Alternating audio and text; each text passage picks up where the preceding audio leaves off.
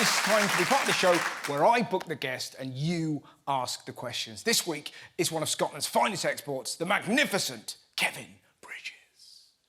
Kevin Bridges is one of the UK's biggest stand-up comedians. From humble beginnings in Glasgow, his breakout performance on Michael McIntyre's Comedy Roadshow kick-started an unbelievable rise that's been followed with sold-out arena tours, his own TV series and an acclaimed autobiography.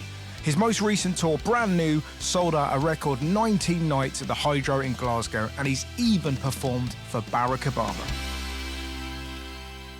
Kevin Bridges, here we are. Yes, Russell, we meet again. The last time I saw you, I left you in a hotel bar in Liverpool with my brother, your wife, and Neil Ruddock. Yes.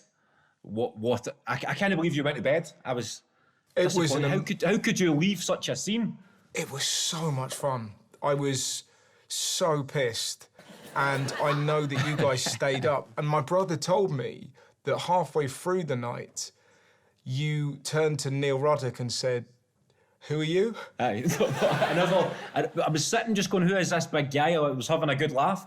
And then the subject of Neil Ruddock came up. Yeah. And I was going, oh, where is he these days? And I think he thought I was taking the piss. And he's just bought you a pint. Fuck, it was a great night, man. We should get to the questions. The first one is from David. Could you ask Kevin if he's learned any more Spanish since learning una mesa para cuatro, por favor? A little bit. That was my plan at the start of lockdown. Like everybody else, everybody had a list of productive shit, and then we ended up just lying watching Tiger King and the Michael Jordan documentary. And what does una mesa para cuatro, por favor mean? That means a table for four, please. Oh, right, I see. Okay. I've actually got a Spanish mate and he works in a hotel in Tenerife. And he was saying to me, like, how come every Scottish person that arrives is always shouting una mesa para cuatro? He's like, even when there is fucking 8 of the guys, they want a table for 4. He's like, I was like, I don't know, mate. I don't know why I picked... It was a routine I'd done about Rosetta Stone, with the language discs. Yeah. And it's learning through repetition, so I think that's what the guy's talking about. This is the thing with you. So many of your routines are part of sort of the way that Scottish people talk now. Yeah. Does that freak you out? My first ever big TV stand-up show was Michael McIntyre's Roadshow. When I'd done the routine about standing at the bus stop. Yeah. And the guy threatening to stab me for a quid. Yeah. And my joke was a quid, so that's quite reasonable to avoid a stabbing and all that sort of stuff.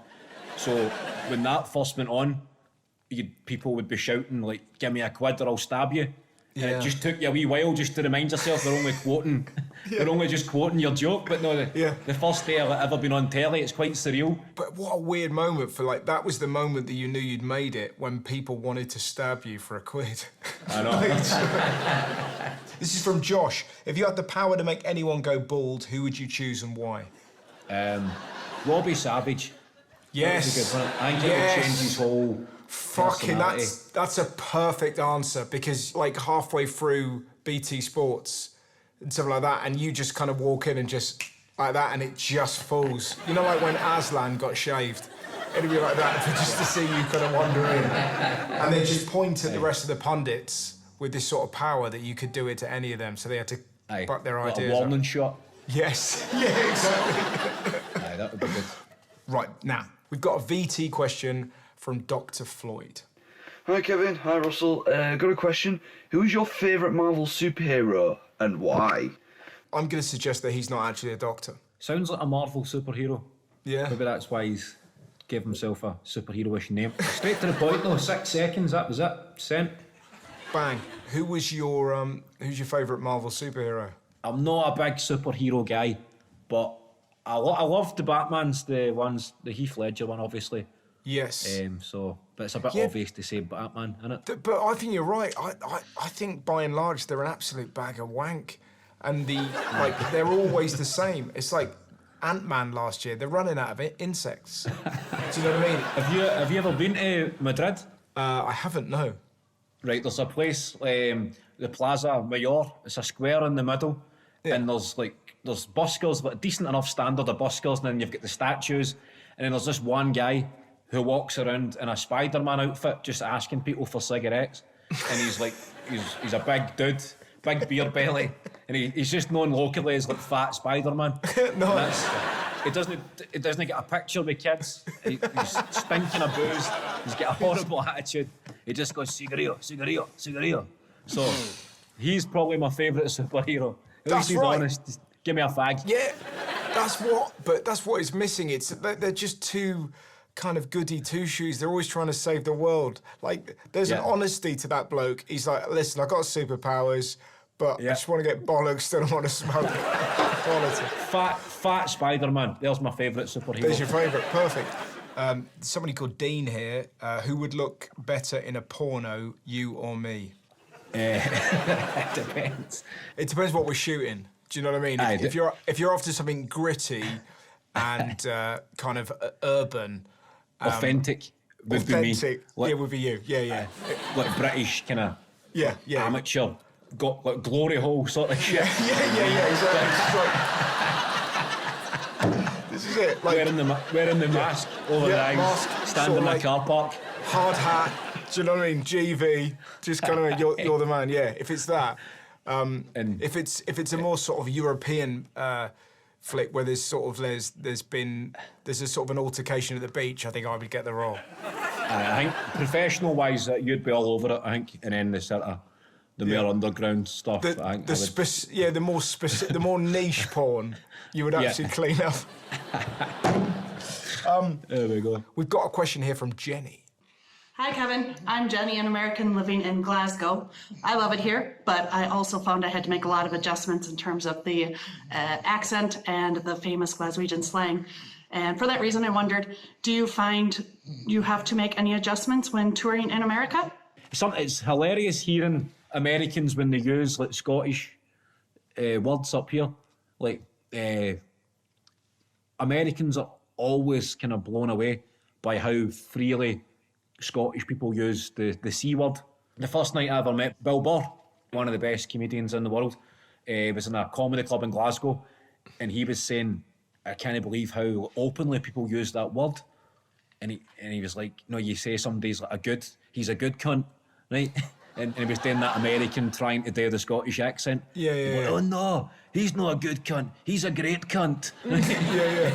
And he's like, and then they all conclude, he's like, he's a top cunt. That's the ultimate. If you're a really nice person, you could be labelled a top cunt. Oh, he's a massive cunt. Do you know what I mean? But that's all in the intonation in it. Yeah. The way you say it. But if you're saying it like, oh, he's a good Russell Howard, he's a good cunt. You know what I mean? yeah. Or you can be, he's a bit of a cunt. It's so subtle. Yeah, but there's different levels of cunt. Which would be 50 Shades of Cunt. 50 Shades of Cunt. Wow. Got a question here from Simon. Do you have a favourite bridge? Very stilted. There you go. Do you have a favourite bridge? Do you have a favourite bridge?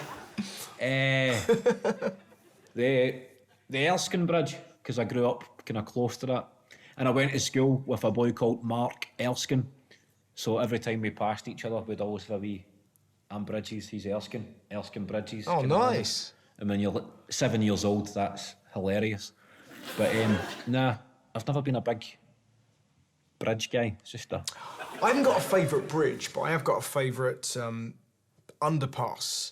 And that's the one in Stokescroft in Bristol. I was walking through there once, and a young lady was giving a man a hand job, and she went, "Oh look, it's Russell Howard."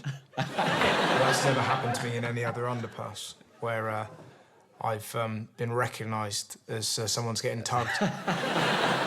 Now we've got a very special question for you here, Kev. Hi, Kevin. Big fan. My question is, what's the biggest animal you could kill just using your hands? Is that your mum?